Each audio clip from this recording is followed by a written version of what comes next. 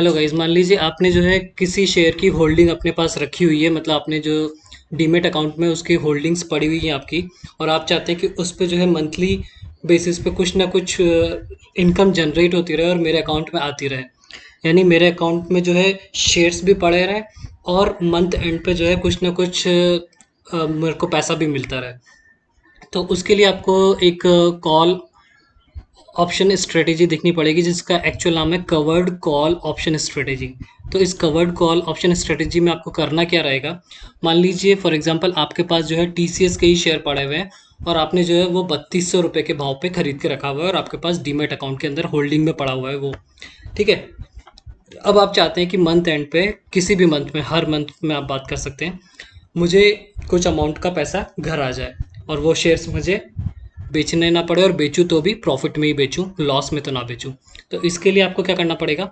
आपका जो भी कॉल टीसीएस के शेयर आपने 3200 रुपये पे खरीदे हुए हैं, और मान लीजिए इसकी अभी प्राइस भी 3200 ही चल रही है मार्केट के अंदर। तो आप क्या करेंगे, उससे ऊपर की कॉल को बेच देंगे। यानी कि 3200 रुपये शेयर का प्राइस चल रहा है, 3300, 3400 या 3500, जितना भी आपको लगता है कि ये 3300 नहीं जाएगा या 3400 नहीं जाएगा या 3500 नहीं जाएगा एक महीने के अंदर अंदर, तो आप उस कॉल ऑप्शन को बेच सकते हैं। फॉर एग्जांपल आपको 3200 पे शेयर के भाव चल रहे हैं, आपको लगता है 3300 नहीं जाएगा, तो आपने 3300 की कॉल ऑप्शन को सेल करने के लिए ट्राई किया। तो आप जितने ऊपर के भाव को सेल करेंगे वो उतना ही आपको कम पैसा मिलेगा। जैसे अभी यहाँ पे मान लीजिए 3200 की कॉल ऑप्शन को देखेंगे, और आप इसी 3200 के भाव पे ही बेचना चाहेंगे तो 71 रुपये मिल जाएगा। लेकिन 3200 की कॉल ऑप्शन का एग्जीक्यूट होने की प्रोबेबिलिटी बहुत ज़्यादा है, क्योंकि 3200 से ऊपर जा ही सकता है शेयर, 3250 हो जाए, 3240 हो जाए, तो आपको यहाँ पे थोड़ा सा ये आपकी ये वाली कॉल एग्जीक्यूट हो जाएगी। आप चाहते हैं कि कॉल एग्जीक्यूट ना हो तो थोड़ा सा ऊपर की कॉल बेच दीजिए, तो आपको थोड़ा सा प्रीमियम कम मिलेगा, लेकिन पॉसिबिलिटी ज़्यादा रहेगी कि शेयर उतने ऊपर तक नहीं जाएगा और आपको जो है पैसा मिलता रहेगा। तो क्या करना है हमको, जैसे मान लीजिए 3300 की ये कॉल ऑप्शन है, इसको सेल कर देंगे तो हमको एक प्रीमियम रिसीव होगा, प्रीमियम मिल जाएगा, हमारे अकाउंट के अंदर आ जाएगा। तो यहाँ पे आपको प्रीमियम दिखाई दे रहा होगा 32 रुपये 90 पैसे का, राउंड ऑफ में हम इसको 33 रुपये करके बात कर लेते हैं। तो 33 रुपये का आपको प्रीमियम मिल गया, और एक क्वांटिटी कितने, एक लॉट कितने का है, 300 की क्वांटिटी का है टीसीएस का। तो आपको टोटल प्रीमियम कितना मिल गया, 300 इंटू 33 मतलब 9900 रुपये का प्रीमियम आपको मिल गया घर बैठे बिठाए। अब आपको सिर्फ बैठना है, मार्केट को देखते रहना है, और मंथ एंड पे जो है आपको देखना है कि इसकी जो प्राइस है मंथ एंड पे, जैसे कि ये कॉल एक्सपायर कब होगा, हर मंथ की थर्सडे को, लास्ट थर्सडे को, यानी जुलाई में 29 तारीख को ये इस महीने में ख़त्म होने वाला है। तो अब आपको 29 जुलाई को देखना है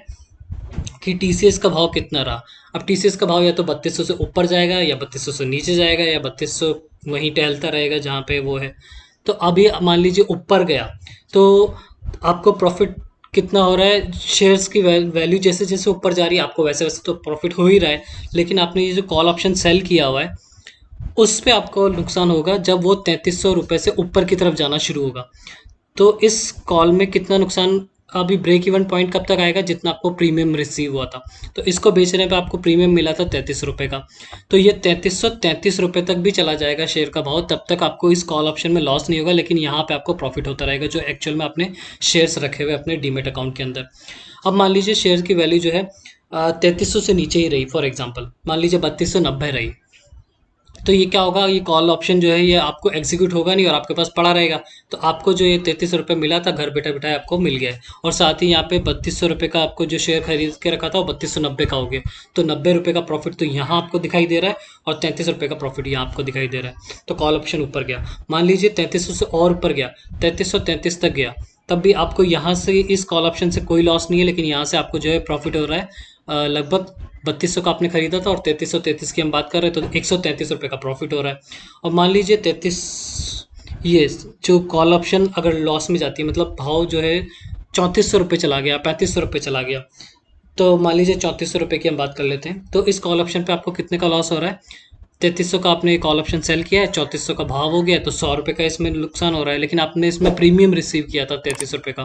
तो वो घटा देंगे तो 100 माइनस 33 किया तो 67 रुपीज़ का नुकसान आपको यहाँ हो रहा है। लेकिन आपका जो एक्चुअल होल्डिंग पड़ी हुई है, जो आपने 3200 के भाव पे खरीदी थी और आज इसका भाव मार्केट में 3400 रुपये है, तो आप उसको मार्केट में सेल कर ही सकते हैं, तो उस पर आपको 200 रुपये का प्रॉफिट हो रहा है। तो 200 रुपये का यहाँ से प्रॉफिट और 67 रुपीज़ का यहाँ से जो लॉस है, उसको फिर से देखेंगे तो 200 माइनस 67 करेंगे तो 133 रुपये का फिर भी ओवरऑल प्रॉफिट ही है आपको। तो ये तो हुआ सिनारियो जब शेयर ऊपर जा रहा है, तो शेयर जितना भी ऊपर जाए, या तो आपको 33 रुपये का प्रीमियम घर बैठे बिठाए मिल जाएगा, या फिर जो है अगर आपको शेयर बेचने भी पड़े मार्केट भाव पे, तो ऊपर के भाव पे ही आप बेच रहे हो, तो आपको 133 रुपये का प्रॉफिट हो ही रहा है, तो एक फिक्स्ड प्रॉफिट आपको रहेगा ही रहेगा।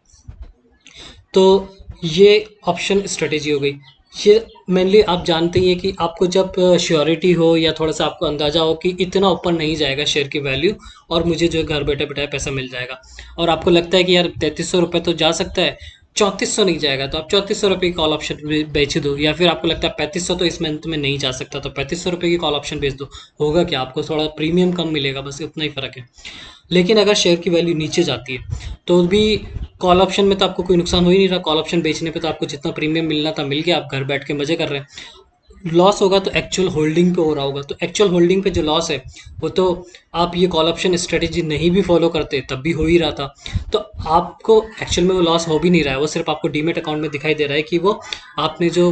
लॉस कवर नहीं किया वो आपको दिख रहा है। लेकिन शेयर की वैल्यू जैसे जैसे नीचे जा रही है, आपको एक मौका भी मिल रहा है वापस से उस शेयर को खरीदने का। फॉर एग्जांपल मान लीजिए 3200 का शेयर जो है नीचे जाते जाते 2800 रुपये आ गया, या और 2500 के आसपास आ गया है, तो और आपको लगता है कि 2500 पे काफ़ी अच्छा सपोर्ट है, तो आप उसका एक लॉट और ख़रीद लीजिए। तो ये इसमें जो है आप ज़्यादा लॉट खरीद पाएंगे, तो आपकी जो अक्यूमुलेशन की प्राइस है वो एवरेज होती चली जाएगी और नीचे आ जाएगी, तो आपको जो है आगे फ्यूचर में और प्रॉफिट होना शुरू होगा। बस इसमें एक बात ध्यान रखने की ये है कि ये ऑप्शन स्ट्रेटेजी जनरली हमें तब फॉलो नहीं करनी है जब हमको लगता है कि कोई बजट सेशन चल रहा है या कोई रिलीज़ आया हुआ है शेयर मार्केट में रिजल्ट्स का, और उसकी वजह से पॉजिटिव सेंटीमेंट्स है शेयर के ऊपर और इसकी वैल्यू जो है बहुत ऊपर जाने वाली है, तब आपको ये ऑप्शन स्ट्रेटेजी फॉलो नहीं करनी चाहिए, क्योंकि इसको फॉलो करने से हम अपने प्रॉफिट को एक लिमिटेड कर देते हैं, और अगर शेयर ऊपर बहुत ऊपर चला गया तो भी हमें एक लिमिटेड प्रॉफिट ही होगा, हमें ज़्यादा प्रॉफिट नहीं होगा। तो जब पॉसिबिलिटी नज़र आ रही है, साफ साफ नज़र आ रही है कि ये शेयर की वैल्यू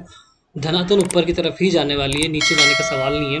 तो फिर आपको जो है ये कॉल ऑप्शन बेचने की ज़रूरत नहीं है, आपको जो है अपना प्रॉफिट बना सकते हैं। एक पॉइंट तो ये हो गया, और दूसरा ये है कि आपके पास जो है ये ऑप्शन स्ट्रेटेजी ये जो फॉलो करते हैं हम लोग, ये थोड़ी सी महंगी पड़ती है, क्योंकि आपको एक लॉट खरीदने के लिए आपको क्वांटिटी आपके पास कितनी होनी चाहिए, 300 क्वांटिटी होनी चाहिए शेयर की, और वो 300 क्वांटिटी आपको खरीदने में कितने मिलेगी, 9 लाख रुपए में। तो जब आप एक्चुअल होल्डिंग रख पाएंगे तो उतने लॉट को आप बेच पाएंगे कॉल ऑप्शन में। तो ये थोड़ा सा आपके जब पैसे अकाउंट में होंगे तभी इस स्ट्रेटेजी को फॉलो करने का सिनारियो बनेगा, अदरवाइज बनेगा नहीं। तो ये था कवर्ड कॉल ऑप्शन स्ट्रेटेजी, जिसमें आपने देखा कि अगर आपको लगता है कि शेयर की वैल्यू बहुत ज़्यादा ऊपर नहीं जाने वाली है और आप चाहते हैं कि रेगुलर मंथली इनकम आती रहे मुझे, तो आप इसको फॉलो कर सकते हैं। और भी इस तरह की जो है ऑप्शन स्ट्रेटेजीज़ में एक सीरीज़ बना रहा हूँ जिसके अंदर हम लोग सारी ऑप्शन स्ट्रेटेजीज़ को कवर करेंगे, जो कि मार्केट में काफ़ी पॉपुलर है और काफ़ी वेल नोन है। और एक खास बात, जो भी ऑप्शन स्ट्रेटेजी आप फॉलो करें हमेशा एक अच्छे शेयर के ऊपर ही करें, यानी जो निफ्टी 50 के शेयर्स हैं, रिलायंस, एचडीएफसी बैंक, जो एसबीआई या फिर ऐसे बड़े बड़े शेयर्स हैं, उन्हीं पे फॉलो करें, छुटके मुटके शेयर पे फॉलो ना करें, क्योंकि वो लिक्विड नहीं होते हैं, उनको आप बेचेंगे तो वो बिक नहीं पाएंगे आपके टाइमली। तो वो जो है ऑप्शन स्ट्रेटेजीज हमें अच्छे शेयर के ऊपर रखनी चाहिए, जिनका आपको लगता है कि ये गिरेगा नहीं, और गिरेगा तो कुछ लिमिटेड अमाउंट तक गिरेगा और वहाँ से मेरे को ऑप्शन मिलेगा वापस से खरीदने का, और मैं उसको एवरेज कर पाऊँ। आप ऐसे सड़े हुए शेयर को खरीद लो और वो गिरता चला जाए और फिर आप सोचे कि अरे तो बहुत नुकसान हो रहा है, तो इसमें ऐसा नहीं करना चाहिए। उनमें हम लोग और दूसरी तरह की ऑप्शन स्ट्रेटेजीज फॉलो कर सकते हैं, जिनमें शेयर काफ़ी नीचे गिर रहा हो तो हम उसमें और दूसरे तरीके लगा सकते हैं, वो आने वाले वीडियोज़ में बात करेंगे। तो ये अगर इन्फॉर्मेशन और चैनल आपको अच्छा लगता है तो please subscribe the channel. Thanks for watching, bye bye.